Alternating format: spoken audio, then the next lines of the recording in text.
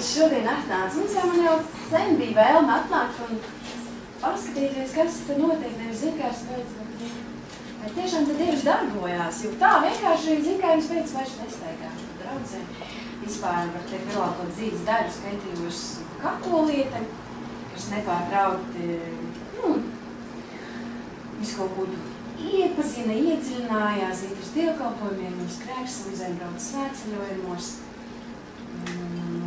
rekolekcijām, dzīvo klosteros, lasa visu kodus, iet uz kristīgām bibliotēkām, kādreiz ar svētajiem lasības, vairāk iedvesmojas svētais Francisks, jo viņš bija nenormāls, radikāls. Iedomājieties, ieiet baznīcā un izģērbties kājās no pinka. Katoļu baznīcā viduslaikos, kad tas bija vienkārši maz, tas brīnos, kā viņš vispār palika dzīves. Dievs viņam stāvēja klāt, un tas, es gribēju, lai tā būtu, un ne jau visas tā kā kāda, bet lai būtu tāda drosme cilvēkiem, ja? Lai viņš tā kā saprogrammētas lapiņas dara kaut kopu, kāds izdomā. Iesaistījos arī dziedājumu baznīcas korī, jauniešiem visām. Kaut kā neitoši īsti labi, kaut kas man visu laiku pietrūka.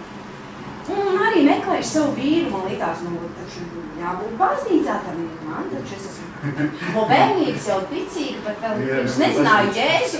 Man bija tāda īpaša mīlestība pret Dievu, es atceros, man vecāki ir neticīgi, es vienkārši vakaros stāvēju, skatījos zvaigznēs, man dzīvo taisīju cietatus, un es kaut kā sarunājos ar Dievu un teicu, ko es vēlos, lai būtu pasaulē.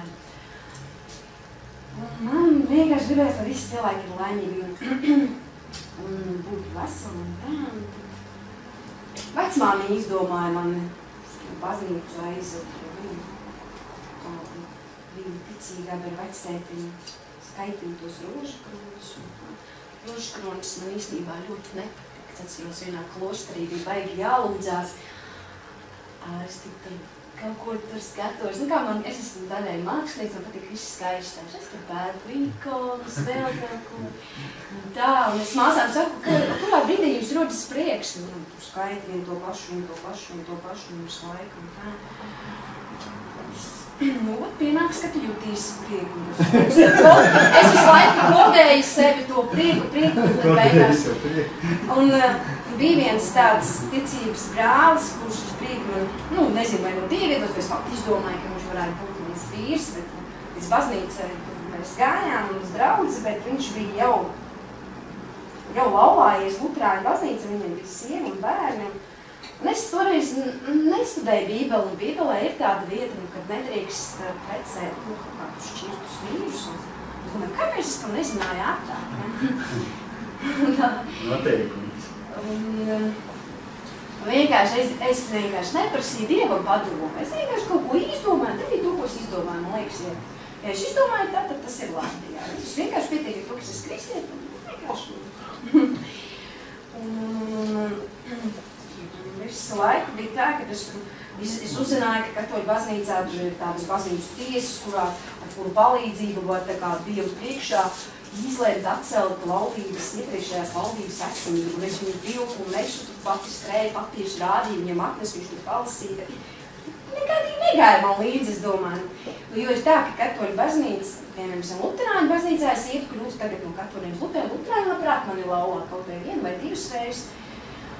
Bet tā, kaut vai es būtu laulāsies katoļu baznīcā katoļiem, ir viss savādāk.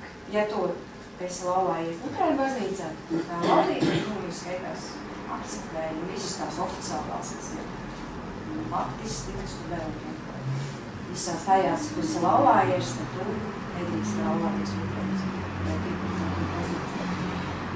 Jā, viss nonāca tik tālu, kad vienkārši man bija tik smagi, es lūdzu Dievu, un jau vairāk es lūdzu, jo man mazāk bija spēka. Un man vienkārši viņš triec projām, jo es laiks ir iestāstījis, nedrīkst iet, jo man ir jāpaliek.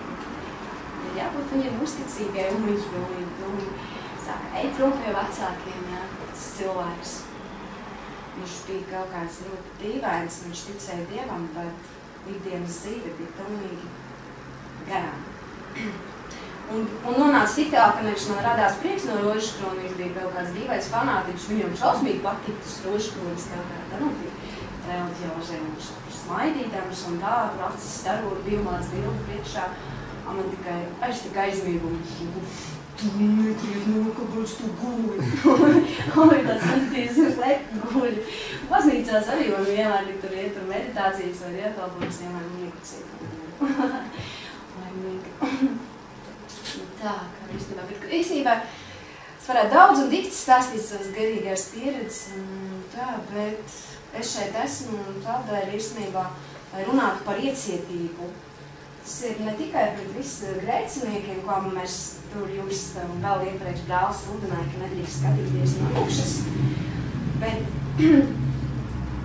iecietība pret visiem cilvēkiem un arī par citu reliģiju pārstāvjiem. Tiklīdz mēs tā ir tāda lieta, tiklīdz mēs sākam kritizēt kaut ko un teikt, kas ir slikti, kas ir garām, kas Dievam nepatīk, Jēzum nepatīk, tas nevis tieši pieaug, bet attālina visus no Dieva un no Jēzus, jā. Ne, tas farizējisms ir nenormāls, jā. Un es to sapratu, kad es bišķiņu pamēģināju, tā, es ģimenēs nekad neuzskatīju, ka ir kaut kā tur baigi jāsludina Dievs, jo viņiem jāskatās, kā tu dzīvo, jā. Es piedāvāju kādreiz atnākt uz baznīcu, vēl kaut ko pārvest tur kustiņu, kā jau katoļu baznīcu un pareizticīgiem tur visādi rituāli. Tā, tur labprāt iesaistās tā, tikai kompānijas pēc. Tas ir tā kā viņi atnāk tur man dzimšanas dienu, viņi izdaras glāzīšu, jā, labprāt, un to viss beidzas. Un tā es sapratu, kad ir vienkārši jābūt tai mīlestībai sirdī. Tas ir vissvarīgākais, jo nevis tie vārdi. Līdzības, protams, ir svarīgas. Tavs dzīvesveids un tava mīlestības. Mīlēt tuvākos īstenībā ir visgrūtāk. Viegli ir mīlēt nākamās, jo viņi ir jāglābi, bet mīlēt tos, kas tev ir līdzās, jā. Un viņi nav tādi, kādi tu gribi. Tas ir visgrūtākais mīlēt māti, tēvu, brāli. Tas ir vislielākais pārbaudījums dzīvē, mīlēt savus bērnus. Tas ir ļoti grūti. Tas ir arī viss šoreiz, bet es jau slavu Dievam, jā, kad es tādas līdzības zinu, tas ir arī stiprinājums lietas. Jā, un nedrīkst arī pārāk zemē līdz, arī Dievs arī to nevar, tā, lai visi saguņus visur. Jo vajag arī tur bija, jā. Es biju baptistu draudzē, man patika viens dievkalpojums. Es nezināju, uz kādu draudzi vairs iet. Tur bija pareizticīgi, un tad katoļus aizgāju uz baptistu, jo es uzzināju, ka tur nav tik daudz to rituālu, man grēksūtas, tur vienkārši katrs runā tā. Netik dzīvi kā šeit, jaunajās draudzēs. Tur bija viena tāda līdzība, viens vīrietis atbraucis no Jeruzālemes, no Svētceļojuma, un viņš par veco derību vajag labāk vietu stāstīt, kur bija kaut kādas kaujas, un es neatceros, vai tas bija Novs vai Novs, kā viņi slānāja, nav tik laba atmiņa. Un tur bija tā, ka viņš lūdza Dievu, ka notika tā kauja, un viņam piekušas rokas, un Dievs pateica, ja tu tās rokas nolaidīsi, mēs kauju zaudēsim, un tad nāca tie ticības brāļi un turēja tās rokas. Jā. Ja domājieties, veselu dienu, vai cik viņi tur visu laiku stāvēja lūkšanā, jā. Un vēl tev rokas. Jā. Vēl es bišķiņi te runāju ar jūsu sieviņu. Vēl viena lieta man kaut kāda sirdī, ko es gribu pateikt, kas notiek mazliet nepareizi, kad notiek tā aizlūkšana par ļauniem gariem, atbrīvošanas, jā. Es arī bijusi, tas bija Aglonā, bija tāds tēvs Rufus, vienkārši vienreizais cilvēks, jā. Un visi iet, tas bija Aglonas bazilikā, jā, un es vairs nezinu, kā to Dievs pieļāva, tur bija kaut kādi 90. gadi. Tagad, man liekas, ka Katoļu baznīca tāda ļoti konservatīvas tādiem sludinātājiem. Viņi vēl elektriski piecieši, un tie baznīcā tur tikai mazākā tā telpiņā, tie lai tur ņemās, jā. Viņam ļoti reti, kad ir varbūt dziedināšu neko. Tagad tēvs Rufus, jā. Viņš ir projām? Kas? Rufus, tad neieģies tāds? Viņš jau mīris, jā. Viņš ir mīris jau, jā. Un es vienkārši, ne jau dēļ Rufus tur braucu, vienkārši braucu kārtējās Svētceļojumās, kuriem man tur patīk apkārt dabu. Baznīca ne visiem liekas pārāk zelta, pārāk tā. Vienmēr paticis Dievs pie dabas, mežā, pļavājas sēž un vienkārši sajūt viņu klātbūtni bieži, gan bērnībā, gan tagad, savāk vienkārši. Telpas ir vajadzīgs, jo mums laika apstākļi nevienmēr atļauj kā Āfrikā slavēt biļotu zem debesīm. Mums ir augstumi un lietas, un vienkārši esam ir vajadzīgi tāda draudze un daudz. Nepatīk tas vārds baznīca, jo viņš ir novazāts, jā. Un es tagad izdomāju, tur sāka kaut ko stāstīt, tulkot tieši par visām šitām te okultām lietām, burvestībām. Es nekad ar tādām lietām, bet bišķiņ, vienmēr kaut kāds, zin kā arī palasīt kāds grāmatas un man liekas, varbūt man vajag lietīgi man atbrīvo un kaut kāds bišķis un salasījus. Es nepraktizēju nekādas maģijas. Zin kā jau cilvēkam, kad pieņemsim ir kaut kāda tur zobu higienas diena, tad visi grib piedāvāt tur zogus patīrītus. Kāpēc neiet patīrīties? Nejūt nekādu ļaunumu sevi noslēgt uz smagiem grēkiem. Mācums. Un tur bija tā, ka vienkārši jāuzrakst uz lapiņas, kā jādod, un paskatās, laikam, lai viņš tur zina kaut ko konkrētāk, ko aizdod, vai kā labāk iedarbojas. Viss tur tās efektas, tie cilvēci, viņš stāvēja, un vienmēr gatavībā ķert, visus noķert, viss kārtībā.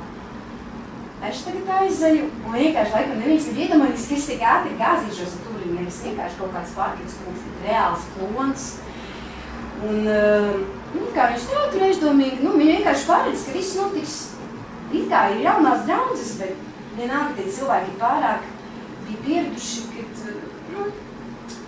vienkārši, ka viss notiek tā, tur tā, un tad atkal būs tieši tā, un tas kaut kādā brīži viņi kritīs, un vienkārši es pienācu, un momentāli es nogāžos, nebija nekādas šķobīšanās vai ļaunīgi arī sūtu, ka man iziet nekas vienkārši. Tas Dievs spēks bija tik liels, ka tajās brīžos tiešām vienkārši ir jāķer tie cilvēki, jā, un nav jāiedomājas, ka tas notiks tā vai tad, jā, tas notiek, vienkārši tā pienāk, tā kā kaujā un gar zemi, jā, nenormāli. Es biju jaunajā paudzē, neviens tik ātri nekad nekrita, jā, es tā kā tāds, un man, protams, reāli sāpēja tā galva, jā, galvas kaus, es negāju ne pie ārstiem, neko, man vienkārši. Tad pēc tās lūkšanas vienīgi bija sajūta tāda, ka es akrastos tādā kaut kādā burbulī, nezinu, kaut tāda akāra, kaut kā tāda balta, caurspīdīga siena, bet tas neilgi ir, protams. Ir jāķer cilvēki, jā, lai viņi meš tavas galvas. Nabaga daudz, tik daudz citas, tāpēc man atmiņas problēmas pēc tam. Es vēl, slidinājos ar kalniņu sadarbību, pēc tam vēl. Un tā, augstskolā turpināju mācīties. Jāsaudzē sevi un vienmēr ir jābūt gatavam uz visu, tā kā viņš stāstīja. Vienkārši viss ir iespējams. Jā. Slavu Dievu.